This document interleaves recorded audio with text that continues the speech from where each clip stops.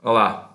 Durante as aulas que venho ministrando sobre a nova FD-RINF e a extinção da DIF, alguns pontos eu trago agora aqui nesse vídeo para melhorar o entendimento e qual vai ser a decisão da Receita Federal a respeito de alguns pontos.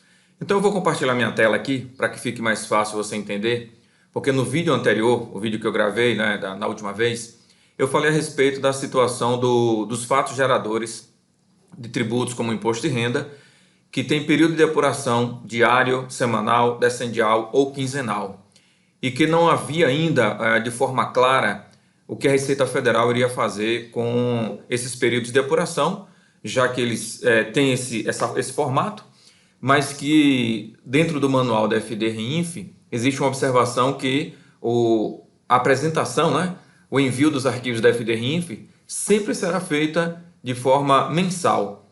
E aí ficou aquela dúvida, se vai ser entregue mensalmente, como é que o contribuinte vai fazer para poder pagar um imposto de renda que tenha, por exemplo, período de apuração diário ou semanal, enfim, se ele tem que gerar o DAF naquele momento. Então a coisa não estava encaixando muito bem.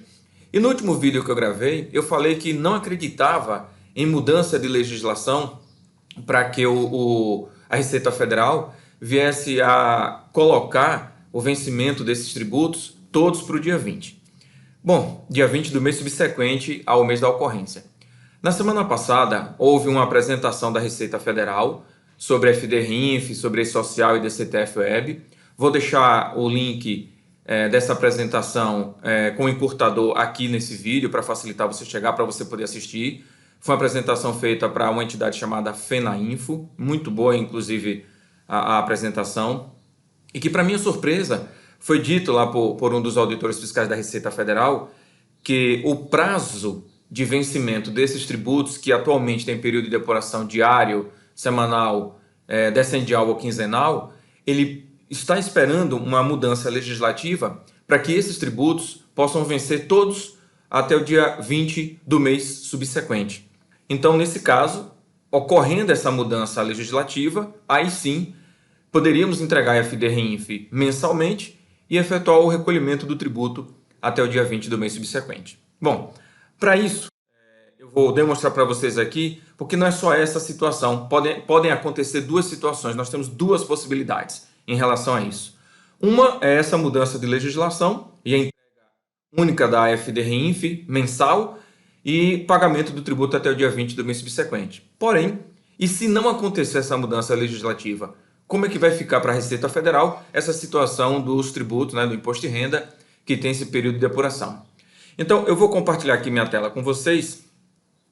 Aqui então, compartilhando agora minha tela com vocês, a primeira possibilidade. E aqui considerando o que tem lá no manual da FD-RINF, essa parte em branco aqui marcada em amarelo, que diz o seguinte: o prazo de envio dos eventos da série 4000 é sempre mensal, ou seja, sempre relativo a um mês cheio, mesmo nos casos em que haja informações de rendimentos cujos tributos tenham vencimento com periodicidade diferente, como, por exemplo, diário, decendial, semanal, enfim.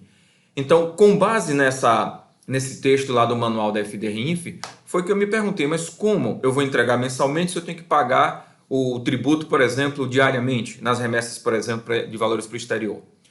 Mas aí, para minha surpresa, nessa apresentação, foi informado por um dos auditores que estão esperando, a Receita Federal está esperando, uma mudança legislativa que vai fazer com que esses tributos tenham vencimento até o dia 20 do mês subsequente. Na verdade, é o que está escrito aqui nesse retângulo em azul: mudança da data de recolhimento para até o último dia do segundo decêndio do mês subsequente ao mês de ocorrência dos fatos geradores para todos os tributos com período de apuração, seja diário, semanal, decendial ou até mesmo quinzenal. Aí sim, dessa forma, eu terei o envio da FD-RINF e o recebimento pela DCTF-Web com geração do DAF para pagamento até o dia 20.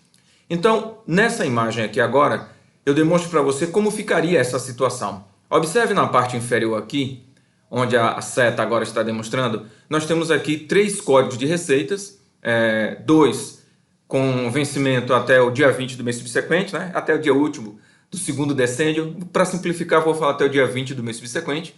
E nós temos aqui fretes internacionais que, nesse momento, o prazo de recolhimento é na data da ocorrência do fato gerador. E o fato gerador é a remessa desse valor, por exemplo, pagamento para o exterior.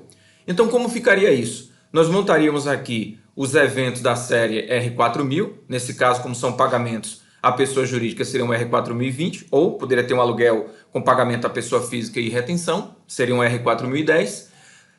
Lançaríamos esses eventos para dentro da FDRINF, e aí nós teríamos apenas uma FDRINF mensal.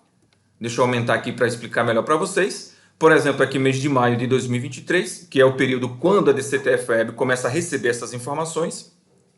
A data da transmissão, dia 15/6, categoria geral e a origem. Essa origem aqui que é interessante. Eu tenho aqui o E-Social, eu tenho a RINF-CP, que é RINF das contribuições previdenciárias, aqui nós já entregamos atualmente, e temos a RINF-RET, que é justamente a RINF das retenções de tributos federais, como esses que eu acabei de mostrar aqui na parte inferior.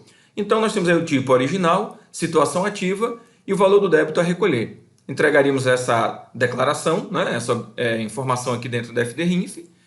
Essa informação cai para a DCTF-Web, como nós estamos vendo aqui nessa tela, já que essa parte superior aqui é um resumo, né, da DCTF-Web, e geração de DARF e pagamento até o dia 20 do mês subsequente. Essa é a primeira possibilidade numa única transmissão, como é feita hoje, e para cada tipo de arquivo diferente que eu enviar, cada evento, né, da FDRINF, ela vai receber como uma RINF-CP, para contribuição previdenciária, ou uma RINF-RET dos tributos federais, que entrarão na FDRINF a partir de março e na DCTF-Web a partir de maio de 2023. Então essa é a primeira opção, mas essa opção depende de uma mudança na legislação para mudar o momento do recolhimento, né, o prazo de recolhimento desses tributos. Vamos então ver a segunda situação, que foi a situação que eu demonstrei durante os treinamentos que eu fiz. Aqui, para poder entender isso, você tem que conhecer os tipos de DCTF-Web, falando agora aqui da possibilidade 2. Nós temos a DCTF-Web anual, a mensal, a de aferição, que é aquela que vem do zero, e a DCTF-Web diária. Essa DCTF-Web diária, hoje, ela só ocorre para um grupo muito específico de contribuintes e também em relação à contribuição previdenciária. Estamos falando aqui de um evento da FDRINF chamado R3010, Receita de Espetáculo Desportivo. Como é que ocorre isso?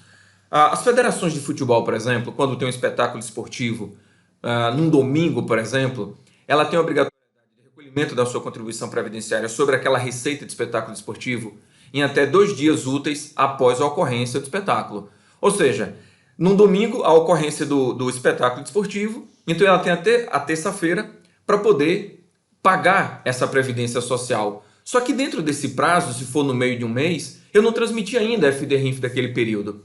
Então, como é que essas entidades fazem? Ela já tem essa solução pronta, na verdade. Isso já existe hoje, já ocorre hoje. Ela manda um evento chamado R3010, Receita de Espetáculo Desportivo. Esse evento ele não depende de fechamento da FDRINF para que seja levada para a DCTF-Web a informação. Então, isso cai na DCTF-Web e a DCTF-Web libera para a geração do DARF. Essa solução hoje já existe, pessoal. A Receita Federal não teria que reinventar toda a sistemática da DCTF-Web. Isso já existe, só que para a contribuição previdenciária.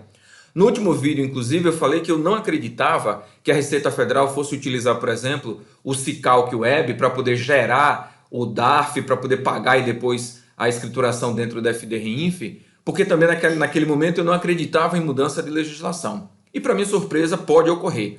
Essa situação aqui é a possibilidade 2, se não houver a mudança da legislação. Então, sabendo que já existe essa situação na FDRINF de transmissão de um arquivo para a DCTF-Web também, sem necessidade de fechamento dessa FDRINF e geração do DARF lá pela DCTF-Web, claro que a DCTF-Web eu teria que entregar para poder gerar o DARF. Nós vamos ver agora como ficará na possibilidade 2 se a Receita Federal não tiver mudança de legislação e precisar utilizar a sistemática que nós temos hoje. Então, o que vai acontecer é o seguinte, se não houver mudança de legislação. Aqui nós temos um contribuinte que faz uma remessa de valores para o exterior. Eu estou colocando aqui o mês de maio de 2023, porque é um período em que a DCTF-Web já está recebendo essas informações para a geração do DARF. Aqui eu coloquei 2 situações, um pagamento à pessoa física ou um pagamento à pessoa jurídica. E nesse caso eu informaria o código do país de destino dessa remessa do pagamento a um residente ou domiciliado no exterior. No momento que eu informo esse código de país, o sistema da Receita Federal já sabe que aquele fato gerador tem um prazo de recolhimento no mesmo dia dessa remessa. Quando esse pagamento é feito dentro do Brasil, esse campo de código de país de destino, ele não é preenchido. Então, automaticamente, a FDRINF já saberia que é um pagamento dentro do Brasil, como seria o caso, por exemplo, pagamento à pessoa jurídica por prestação de serviços que tenham um fato gerador, o PIS, COFINS e contribuição social sobre o lucro líquido, aqueles 4,65%. Então, uma vez feita essa remessa do 4.010 ou do 4.020, observe, no dia 5 de maio, então aqui nesse momento nós estamos falando do dia 5 de maio de 2023. A depender do código de natureza do rendimento, não necessita do evento 4.099 para fechamento dessa FDRINF, porque atende àquela mesma sistemática que eu acabei de falar da contribuição previdenciária das entidades esportivas, como eu expliquei da Federação de Futebol. Então essa informação automaticamente seria lançada para dentro da DCTF-Web de fatos geradores como esses que eu estou trazendo aqui agora, que são todos aqui voltados a pagamento ou remessa para o exterior, que tem, se você observar, todos eles prazo de recolhimento. Vou até aumentar um aqui, novamente o fretes internacionais. Você observa aqui, prazo de recolhimento na data de ocorrência do fato gerador. Então, seria no dia, né? É um tipo de tributo que tem o imposto de renda, a incidência, o período de apuração diário. Isso cairia lá automaticamente na DCTF-Web diária. E como é que a FDRINF e a DCTF-Web diária entenderiam que esse fato gerador é para pagamento naquele mesmo dia e não exigiria o fechamento da FDRINF para que essa informação caísse na DCTF-Web diária? Vamos lá. Seria dessa forma aqui. Você colocaria o código da natureza do rendimento, sempre começando com o número 16, e o 16, como você vê aqui na parte superior, demais rendimentos residentes ou domiciliados no exterior. Ou seja, com isso, a própria FDRINF já vai entender que é um tipo de tributo que tem um vencimento naquele momento, porque 16 remessa para o exterior. E os demais, existe uma forma de fazer também, que a Receita Federal trouxe agora no anexo 1, a essa tabela 1 da nova FDRINF, que explica isso corretamente. Só que eu demandaria muito mais tempo para poder explicar. O importante é essa situação aqui dos fatos geradores que podem ser diário, semanal, decendial ou quinzenal. Então, com esse código, a FDRINF já entenderia que não haveria necessidade de fechamento dessa FDRINF e levaria essa informação diretamente para dentro da DCTF-Web. Lá na DCTF-Web, ainda falando no dia 5 de maio, eu teria aqui o período de apuração, o dia, a data de transmissão, o próprio dia, categoria geral, origem, REINF-RET, porque trata-se de uma REINF de retenção de tributos federais, no caso de imposto de renda, original, em andamento e o valor a recolher. Aqui eu faria a transmissão e aí a DCTF-Web liberaria para mim o DAF para recolhimento no próprio dia 5 de maio. Então eu poderei ter, se não acontecer essa mudança de legislação, durante um mês, várias entregas desse tipo de evento na FDRINF e geração de informação lá na DCTF-Web. Imagina uma empresa que faz remessa para o exterior todos os dias e que tem o fato gerador do imposto de renda diário. Ela teria, então, vários períodos de apuração aqui, nesse local, dos dias que ela faz essas remessas, geração do DAF e recolhimento. Mas veja, não acaba aqui. Nós estamos aqui falando nessa tela, nesse slide, no dia 5 de maio. Mas o período de apuração maio, ele vai transcorrer normalmente e eu vou passar para o mês de junho, tendo a obrigação de entregar os outros fatos geradores que podem ter ocorrido para alimentar minha DCTF-Web mensal. Então, vou passar aqui minha tela para que você possa ver. Dentro dessa DCTF-Web, você tem, na verdade isso já existe hoje, o período de apuração do débito. Isso já é propriamente para receber esses tributos que têm vencimento diário, semanal, quinzenal, com o caso do imposto de renda. Se você observar aqui, ó, o 0422, a imagem não ajuda muito bem, mas enfim. Ele tem um período de apuração diário. Olha só, 4/6. Essa aqui seria a data de recolhimento, tá? E aqui nós temos um outro código de imposto de renda, segundo decêndio. Um pouco mais abaixo, você tem aqui tributação exclusiva sobre remuneração indireta, dia 1º/6. Ou seja, A Receita Federal ela já está preparada para essa situação se não houver a mudança de legislação do prazo de vencimento desses tributos para o dia 20 do mês subsequente, ou melhor, para até o dia 20 do mês subsequente. Então, nesse caso, o mês transcorrendo, observe, aqui nesse local é a minha FD-RINF que eu fiz anteriormente, do fato gerador da RINF-RET. O mês transcorre e eu tenho outros fatos geradores, como esses aqui dos códigos de receitas que estão aqui embaixo, que tem vencimento até o último dia útil do segundo decêndio do mês subsequente ao mês de ocorrência dos fatos geradores, ou seja, até o dia 20 do mês subsequente. Então, esses códigos de receitas aqui, eles iriam gerar essa nova RINF aqui, só que nesse caso, a RINF, ela tem um período de apuração, deixa eu encaixar melhor aqui, o mês de maio, porque essa é uma DCTF-Web mensal, a data da transmissão foi dia 15/6, porque até dia 15 do mês subsequente, categoria geral, origem, RINF-CP, contribuição previdenciária, RINF-RET, por que RINF-RET? Porque agora eu estou tratando de retenção de tributos federais que não são aqueles anteriormente que têm vencimento diário, semanal, descendial, quinzenal, pois nesses casos, não havendo a mudança legislativa, nós teremos a FD-RINF e a DCTF-Web dessa maneira aqui por período de apuração, como é esse caso aqui onde meu laser está passando nesse momento. Então essa DCTF-Web aqui de cima, ela é referente ao e-social do mês, a RINF-CP mensal e a RINF-RET mensal dos fatos geradores que tem ocorrência e recolhimento no mês subsequente. Aqui dando um valor de R$ 8.500. Então essa seria a sistemática que a Receita Federal poderia aplicar. Uma das duas, a possibilidade 1, com a mudança de legislação, e a possibilidade 2, com a transmissão dentro do período de apuração, seja ele mensal, semanal, descendial ou quinzenal. Então, temos que aguardar essa ocorrência, né? Vamos ver o que a Receita Federal vai fazer, deixando claro que essa situação, seja com a mudança legislativa ou não, já está tudo preparado lá dentro da Receita Federal para essa mudança. Então, não teria impacto muito grande nem para o contribuinte, nem tampouco para a Receita Federal. Vamos falar aqui também de uma outra coisa que durante o treinamento, durante as minhas apresentações, como a gente ainda não tinha informação clara dentro do manual, talvez essa informação tenha ficado um pouco divergente da realidade. Em relação aqui a quem deve apresentar os eventos da série 4000. O 4010 é pagamento à pessoa física, né? Pagamento ao crédito à pessoa física, a fonte pagadora que vai fazer isso. O 4020 também é a fonte pagadora que vai apresentar o 4020. E o prestador de serviço, o beneficiário, não apresenta esses em relação ao mesmo fato gerador, tá bom?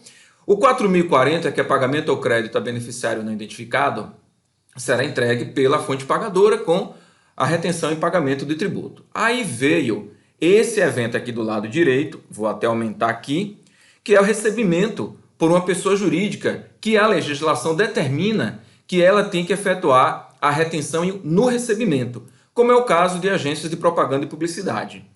Então, atualizando o que foi dito, já que essa apresentação da Receita Federal deixou isso mais claro agora, e no manual anterior, do momento em que eu fiz os treinamentos, essa informação não existia, nós temos aqui que a fonte pagadora que tem um fato gerador, que quem tem que reter é a beneficiária, né, é a prestadora de serviços, essa fonte pagadora ela tem que apresentar o 4020, como hoje é na DIF, mas sem retenção do tributo, porque vai informar lá no 4020 o grupo 20 da tabela 1, e dessa forma não haverá retenção por parte da fonte pagadora, e quem vai efetuar a retenção é a prestadora de serviço, a beneficiária, no caso, a empresa de propaganda e publicidade que eu comentei com vocês.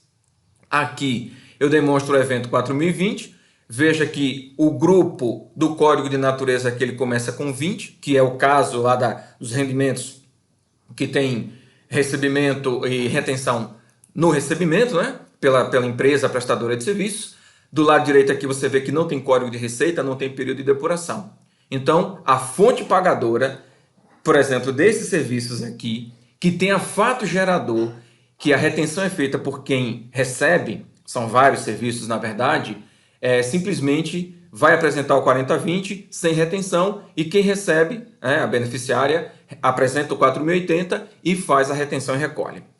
Só que durante as apresentações na tabela da FDRINF, que é essa tabela aqui, tabela 1 de natureza do rendimento, no grupo 20 do que eu estou falando exatamente agora, um dos tópicos, que é esse último aqui, trouxe uma certa inquietação e, por conta do que a Receita Federal colocou aqui, terminou nos induzindo ou a acreditar que agora a retenção no pagamento feito à representação comercial, a representantes comerciais, seria feito pelo próprio representante, pois era o que estava sendo dito aqui no manual, já que se você ler aqui, você vai entender se isso está no 4080 e estava dentro do evento 4080, essa é a sistemática. Na semana passada, na apresentação que a Receita Federal fez, um dos auditores fiscais terminou reconhecendo que isso aqui está equivocado, está errado, e que eles vão precisar fazer a alteração disso aqui para que você possa ter também, no caso do pagamento, a representação comercial, a retenção pela fonte pagadora. Durante os eventos que eu fiz, que eu não me contentava com essa situação, porque disse, bom, não teve mudança na legislação, e por que isso vai acontecer com representação comercial?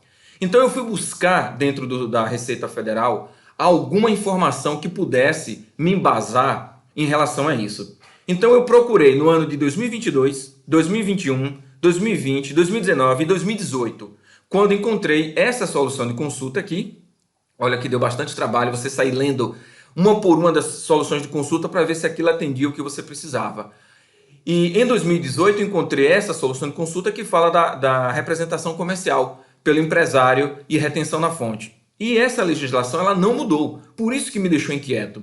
Então aqui deixa claro que nesse caso, quando você contrata pessoas físicas que em nome individual explorem habitual e profissionalmente a atividade de representante comercial, com fim especulativo e de lucro mediante venda a terceiro de serviços, estão equiparados à pessoa jurídica. Sendo assim, sobre o valor de serviços pagos ou creditados a elas por outra pessoa jurídica, será calculado e retido pela fonte pagadora o imposto de renda, de acordo com as normas aplicáveis à espécie. Então isso aqui reforça o que eu estou falando agora, que não mudou efetivamente, apesar do manual da FDRINF, ali, aquela tabela, apresentar uma situação divergente.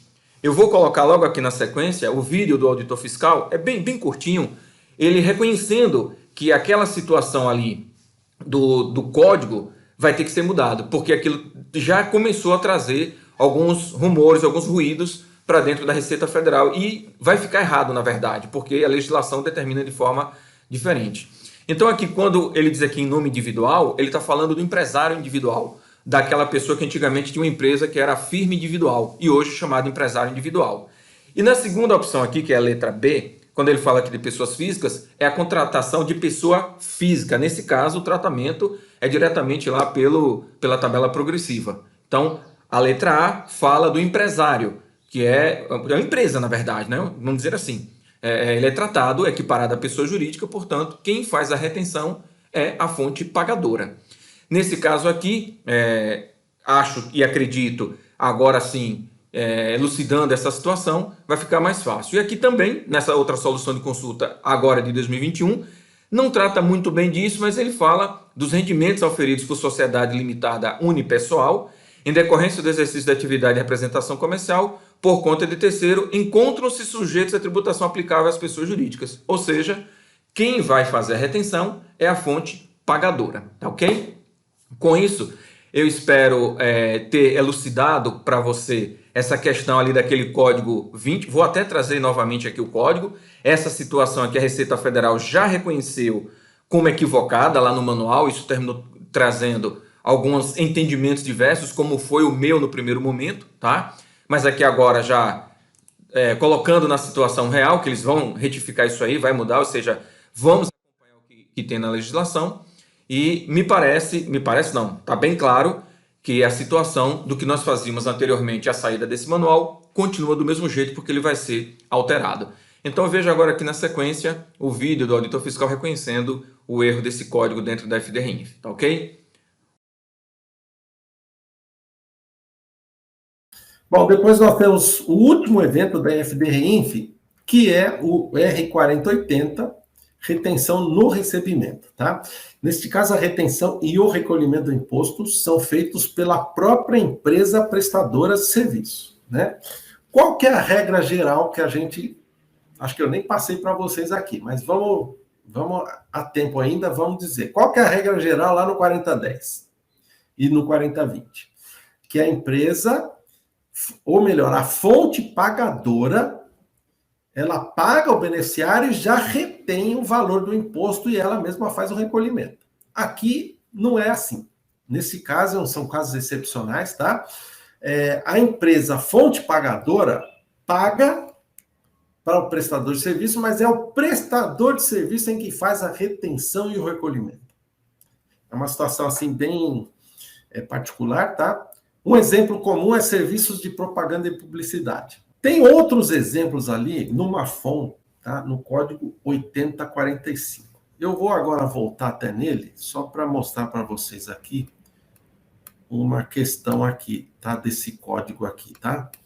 Então, esse código 8045, comissões e corretagens pagas à pessoa jurídica. Quem é o fato gerador? A pessoa jurídica pagar ou acreditar importâncias a outras pessoas jurídicas, tá?